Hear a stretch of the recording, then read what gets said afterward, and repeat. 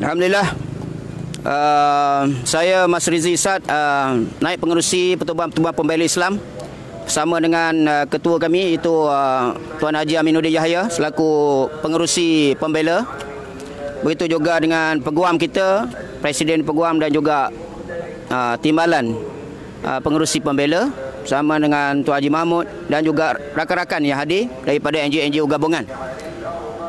Saya dipanggil pada hari ini bagi memberikan keterangan bukan suspek bukan suspek. Tapi walaupun bukan suspek, semua saksi yang hadir pun bawa lawyer semua. Itu yang istimewanya. Maknanya kita bersedia menghadapi sebarang kemungkinan. Sebab kita bukan pertubuhan yang baru. Kita dah lama establishment dalam pergerakan ini. Perkara ambil statement, kena tangkap, kena apa, itu perkara biasa bagi kita. Sebab yang penting asas kita. Baik, hari ini saya tidak nak fokus tentang isu saudara Asri. Sebab isu itu adalah isu personal dia. Isu personal. Tetapi apa yang saya nak fokuskan ialah perjuangan atau cetusan yang beliau cetuskan itu. Cetuskan itu telah melahirkan suatu gelombang ataupun satu arus yang luar biasa. Ini kita kena tahu, ya. Di mana benda yang besar, mana yang kecil. Fokus besar kita adalah isu pendedahan premis perjudian yang begitu lama beroperasi di situ, yang dinafikan oleh pihak KPD Sungai Buloh. Tetapi daripada cetusan itu lahirnya keprihatinan Menteri Dalam Negeri, SPRM, IGP, Jabatan Integriti dan sebagainya, yang akhirnya telah membuahkan suatu yang luar biasa di dalam isu ini. Kerana benda ini dah dibongkar bila pihak atasan turun. Dan Alhamdulillah sehingga hari ini saya difahamkan tadi 3 orang lagi. Sehingga dah 8 orang penguatkuasa MBSA yang telah ditahan oleh pihak SPRM. Dan begitu juga dengan isu perobohan kepada premis juga menjadi isu besar di Parlimen sebenarnya oleh Datuk Nur Homa, berkaitan dengan perobohan gerai-gerai peribumi Melayu yang penjaja-penjaja yang nak mencari sesuatu rezeki selepas daripada bebanang COVID-19. Tapi malangnya premi-premi mereka juga telah dirobohkan. Ini berpuluh kes ini. Jadi ini juga menjadi isu besar kepada kita. Jadi sebab itu kita dari segi sudut kita ialah, saya rasa dari segi sudut saya selaku yang dah berjuang di dalam kerja membenteras gejala sosial dan juga masalah jenayah ini, membantu kerajaan sama ada dalam ukbahnya, sama ada dalam operasi-operasi yang kita lakukan secara bersepadu. Kita melihat cetusan daripada peristiwa Sungai Buloh ini suatu perkara yang sepatutnya pihak kerajaan dapat mengambil muhasabah segera, kerana mungkin kesibukan pemimpin berpolitik siang dan malam sehingga isu yang melibatkan premis-premis maksiat dan munkar ni yang nak dihidupkan kembali selepas COVID-19 mungkin terlepas pandang. Dan kalau pihak atasan tidak turun ke bawah pun saya yakin mungkin benda tu masih ditutup. Dan banyak perkara yang tidak kita ketahui lagi. Tetapi Alhamdulillah Allah menzahirkan yang hak itu hak, yang batil itu batil. Dan Alhamdulillah daripada cetusan ini kita melihat suatu momentum integriti seperti mana yang Datuk Ayub selalu sebutkan, musuh dalam selimut, untuk membetulkan balik masalah liability, integriti, rasuah, salah guna kuasa yang menyumbang kepada hidup atau berkembangnya premis-premis maksiat dan munkar dalam negara kita. Kalau tak ada mereka orang dalaman musuh dan selimut ni, kita ingat pihak berkuasa dah boleh benteras benda ni dah lama dah. Tetapi masalah ini masalah integriti. Jadi sebab itu kita tidak mahu, dan kami daripada pembela pun tak naklah sping cerita-cerita hal peribadi yang tak ada kena-mengena, benda kecil-kecil. Kita nak fokus kepada isu besar. Isu besar kita operasi bersepadu mesti dibuat. Bukan hanya pihak berkuasa sahaja, termasuk NGO dan juga ulama bagi membantu memantau dan membuat check and balance kepada perjalanan operasi. Selama ni kalau kita tak buat seperti obah yang kita buat yang melibatkan 28 agensi enforcement dan 18 NGO yang telah kita gempur Kuala Lumpur ni 4 tahun, 2014 hingga 2019. Kalau kita tak buat macam tu, masalah dalaman tak ada siapa nak tegur. Masalah rasuah tak dapat dibongkar. Masalah penipuan, salah guna kuasa dan sebagainya, tak ada siapa yang nak ambil tahu. Dan pihak atasan pun kadang-kadang tak tahu, tak ada sumber. Kerana sumber ini perlu daripada badan independen. Kerana sudah lumrah orang dalam pasukan akan payung, akan mempertahankan kawan-kawannya. Sebab itu kita ada satu badan check and balance.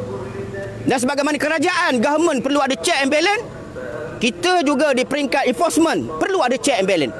Supaya masalah-masalah yang saya sebutkan tadi, yang melibatkan integriti, yang melibatkan rasuah, penyalahgunaan kuasa, yang melahirkan musuh dalaman, yang menyusahkan kepada kerajaan kita, dapat kita atasi, dapat kita betulkan. Jadi sebab itu, bagi kita di sini, kita memandang isu ini sebagai suatu ledakan selepas COVID-19 ini untuk menyedarkan pihak atasan, terutama sekali Kementerian Dalam Negeri dan juga kementerian-kementerian yang berkaitan untuk membuat pemantapan seperti mana yang kita dalam pembela mencadangkan untuk membuat majlis ataupun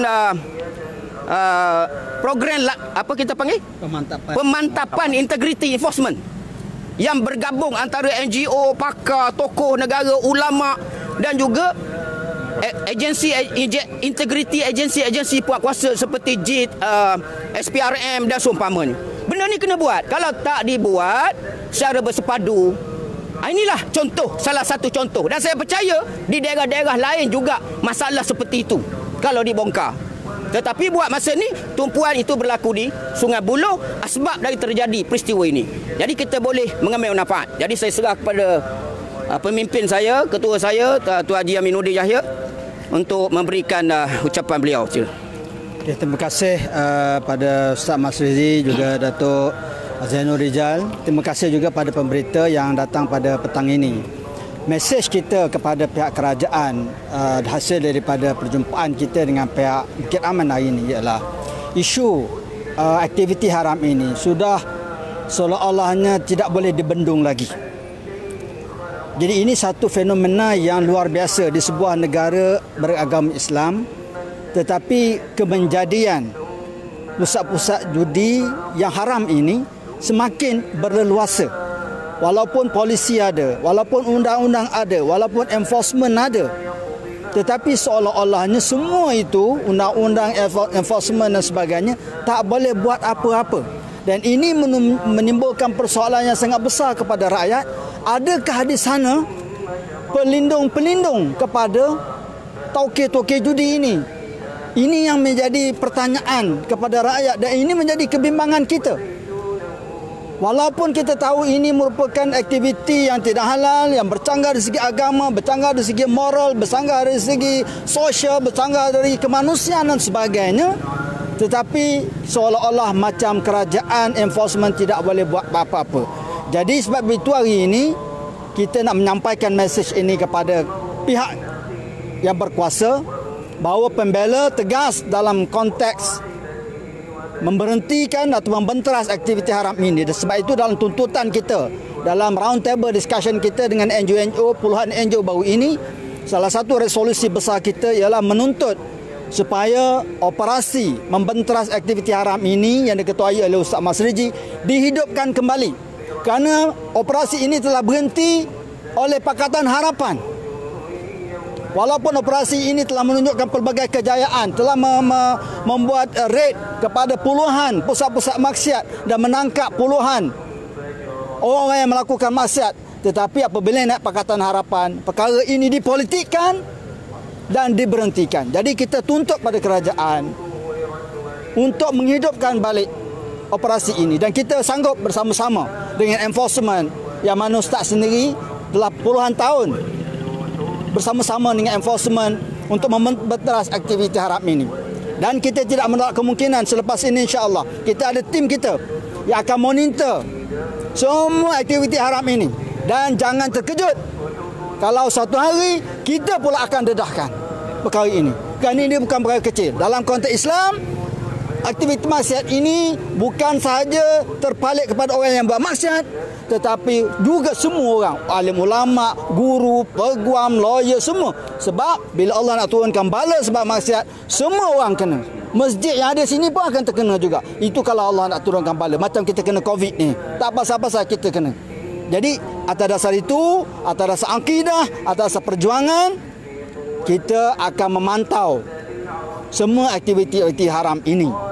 Dan kalau pihak berkuasa masih lagi mengambil sikap acuh tak acuh, jadi jangan terkejut kalau pendedahan demi pendedahan yang akan kita buat. Tapi saya yakin insya-Allah, sebab kita juga berhubung dengan pihak SPRM, kita berhubung dengan pihak Kementerian Dalam Negeri, hari ini dengan pihak polis. Kita yakin dan kita mengucapkan tahniah kerana sebahagiannya telah ambil tindakan dan telah ditangkap, alhamdulillah. Tetapi itu hanya orang kata tip of an iceberg. Di bawah tu besar lagi. Yang itu hanya kecil, hanya ulat-ulat cicak mengkarung. Tetapi yang naga tu kat belakang tu, tahu ke dragon lah, yang dikatakan 9 dragon, mana mereka ini? Ini yang harus dibenteras daripada atas sampai ke akar umbi. Itu mesej kita pada hari ini, dan kita harap kerajaan mengambil tindakan yang serius untuk mementeras aktiviti haram ini. Sekian, terima kasih. Saya tambah 2 lagi. Pertama, saya memohon kepada PDRM, rakyat saya tengok meluahkan banyak sangat tidak puas hati sebab tangkapan ini hanya melibatkan kepada puak kuasa yang menerima rasuah, tetapi yang memberi rasuah tak pernah ditangkap. Macam ada dapat daripada alam gaib rasuah ni. Jadi kita minta di atas kecekapan PDRM, SPRM, tolonglah buktikan kemampuan SPRM dan juga PDRM dan KDN. Kita boleh tangkap dengan pemberinya, kepala-kepala seperti yang disebut oleh Tuan Kursi tadi. Dia punya main, dia punya dalang-dalang, naga-naga, dragon dia. Jangan tangkap cicak mengkarung yang kecil-kecil saja seolah-olah dah kata selesai buat kerja. Tidak. Kita rakyat tak boleh terima. Kita nak pastikan kerajaan bahawa pimpinan yang baru ini mesti mampu untuk menangkap dan mendakwa pemberi rasuah. Sebab selagi hanya tangkap penerima, pemberi tak ditangkap, masalah takkan selesai. Itu yang pertama. Yang kedua, kita juga nak ingatkan kepada kerajaan negeri Selangor melalui Menteri Besar dan juga MBSA, tolong jangan buat zolim kepada penjaja Melayu Bumi Putera yang tak ada kena-mengena dengan premis haram, dengan kedai-kedai mesin-mesin jahit habis semua kena angkut, kena buat naya ni. Jangan jadi kerajaan yang zolim. Nanti kami akan bangkit, rakyat akan bangkit. Tunggu PRU 15 kalau tak percaya. Jangan buat zolim. Apa dosanya penjaja-penjaja lepas COVID-19 nak cari sesuatu rezeki, pergi roboh tempat-tempat mereka? Ni apa hal? Jadi tolong jangan buat zolim. Kalau buat zolim, kalau kerajaan Selangor tidak betulkan segera benda ni, bagi balik hak kepada penjaja-penjaja Melayu yang nak berniaga, jangan aniaya mereka disebabkan premis judi ni. Kau aniaya mereka. Dahlah COVID-19 mereka dah sikit punya susah. Kehidupan susah, ekonomi susah, kau tambah lagi. Bukan nak tolong, kau naya dia lagi. Jadi jangan naya, terutama pribumi Melayu Islam. Kerana kami adalah pejuang-pejuang abata agama bangsa dan tanah air. Kami tidak akan sanggup melihat orang Melayu terus ditindas, dianiaya, dizolimi dari masa ke semasa. Kami akan bangkit untuk mempertahankan. Baik, kita minta pihak penduduk bersabar kerana kita akan bangkit untuk bersama-sama mempertahankan penjaja-penjaja peniaga kita. InsyaAllah kita ingatkan kepada kerajaan Selangor segera betulkan, kerana anda telah melakukan kezoliman kepada pribumi Melayu, terutama sekali penduduk penjaja kecil di gerai-gerai kita yang tak terlibat pun dengan masalah judi tapi jadi mangsa kepada isu ini. Itu saja. Terima kasih. Soalan kepada Dewi Media. Tadi pembela Ustaz hari ini kenapa dipanggil ke Bukit Aman? membantu keterangan. Ini berkaitan apa? Isu itu adalah isu Sungai Buloh. Berapa lama dia ambil keterangan? Dia ada akan panggil esok ke atau? Tak ada. Selesai? Selesai. Okey. Hampir 1 jam. Jadi kata nak buat task force tu maksudnya nak ikut jejak Muhammad Asri. Tak ada kena asli. Tak ada kena mengah. Dia nak buat macam dia nak buat pendedahan, ada kan nak buat yang macam tu juga. Tak. Kami gabungan. Untuk makluman, pembela NGO kita telah bergabung di dalam operasi dengan 28 agensi enforcement dalam ukbah operasi bentera aktiviti haram sejak 2014 hingga 2019. Kami ada track record. Bahkan saya sendiri pun dapat anugerah 2018 daripada Istana Negara kejayaan ukbah. Jadi tuan kata nak buat task force kan untuk pantau. Kita membantu. Kita ada kerjasama dengan bahagian integriti, SPRM. Dedah kan. Ya, kita tidaklah bertindak. Kita NGO. Kita tak bertindak cara personal. Kita pun bergerak bukannya sehari 2 hari. Kita dah 2-30 tahun buat kerja ni. Jadi kita profesional. Kita buat, kita akan bersama pihak berkuasa. Tetapi dengan jabatan, dengan bahagian yang boleh membantu. Umpamanya bahagian integriti, JIT, bahagian SPRM, bahagian agama. Jadi benda yang boleh membantu. Kadang-kadang kita kalau kita mengadu pada bukan bahagian dia, masalah juga. Tak boleh selesai masalah. Sebab tu mengadu ni kena tahu bahagian mana yang boleh kita gabungkan secara bersama, insyaAllah. Pendedahan tu tak semesti melalui media macam dah. pada kementerian sendiri. Ya. Kita pernah berjumpa kementerian. Ada SPRM dan sebagainya. Itu maksud saya pendedahan. Ya. Okey. Baik. Terima kasih. Terima kasih banyak atas kesabaran menunggu. Kami nak jemput minum pun. Lain kali insyaAllah.